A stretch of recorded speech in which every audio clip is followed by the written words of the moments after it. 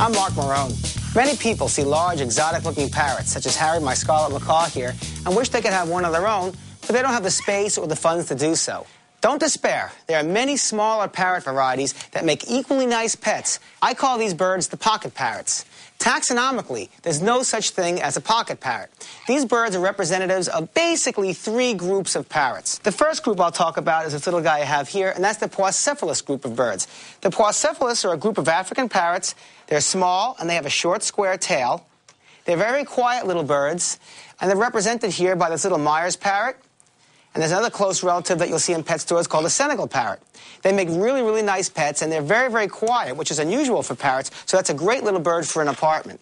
The opposite of the Poicephalus group are the conures, because conures can indeed be quite noisy. This here is one of the larger varieties of the conures. This is the mitrid conure.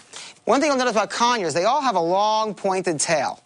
Now, there are other parrot varieties that have long pointed tails also, but what sets the conures apart is the fact that A, they all come from South America, and B, they all have a white ring of bare skin around each eye. And this is something that's peculiar to the conures. Now, this guy I have here is called a blue crown conure. These are one of the best talkers of the conures. And here's a nice friendly chap. This is a Nande conure. These are one of my favorites. They have that jet black head and that black beak. And probably the most common conure that you'll see in pet stores are the little yellow sun conures here, and its close relative, the Gende conure. These are probably the most colorful of the conures, and all the conures make very nice pets. Some of them can talk very well also. There's another group of pocket parrots that have long, pointed tails, and those are the parakeets. When I say parakeets, parakeets are those little birds that you see for $14.98 in department stores. And, well, the parakeet group of birds, taxonomically, comes from all over the world. You'll notice that parakeets have feathers around the eye, as opposed to the conures, which have bare skin around the eye. And there are quite a few different types of parakeets that are kept as pets. This is the mustache parakeets. This is a group of Asian parakeets. And there's some parakeets from South America that are very popular. Probably the most popular South American parakeet is the Quaker, because these are one of the better talkers of the small birds, and these are very reasonable in price, and many of them available through parrot adoption services also. Don't let the fact that a bird is older stop you from getting it. There are many homeless parrots out there available through parrot clubs and parrot adoption services, and don't let that stop you from getting one. Now, here's a cute little parakeet. These are one of the South American parakeets, and that's a gray cheek parakeet. And you notice he has the long pointed tail, and he has the bare skin around his eye. And these guys are real great acrobats. So whether you get a baby conure from a responsible breeder or an older bird through a parrot adoption agency, you're going to have to get a good cage for it. And conures are very, very active birds, and they need big cages. It's important that the cage for your conure has a large door big enough for your hand and the bird to get out of it, and enough space in there where you can put plenty of toys and plenty of perches so the bird can have a fulfilling and active environment. A concrete perch on the side of the cage helps to keep the bird's nails trimmed, and we need at least 3 feeding vessels in the cage, as well as a grill on the bottom of the cage. Having a grill on the bottom of the cage prevents the bird from getting to the bottom of the cage and tearing all the paper up off the bottom and making a real mess in the house. Since they are such good climbers, you want to get a cage that has horizontal bars on at least 2 sides so the bird can climb without a problem. Now, to help the conures sleep at night, most parrots need a good 10 hours worth of sleep at night.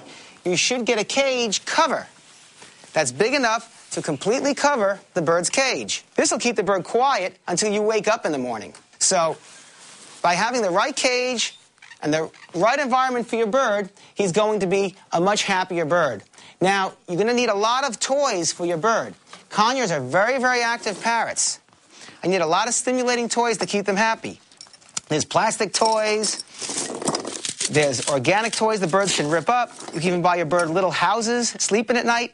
But your home is full of neat toys, too.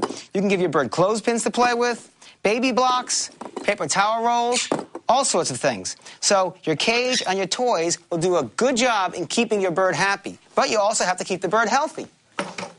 And birds need 3 things to stay healthy. First, we need an assortment of fruits and vegetables. Conures in the native state eat a great deal of fruit, and it's important that we give our bird an assortment every day. Just about anything goes with the exception of avocado. Who wants a grape? There you go. We need a good quality parrot pellet and a good quality parrot seed. Try and stay away from sunflower seeds.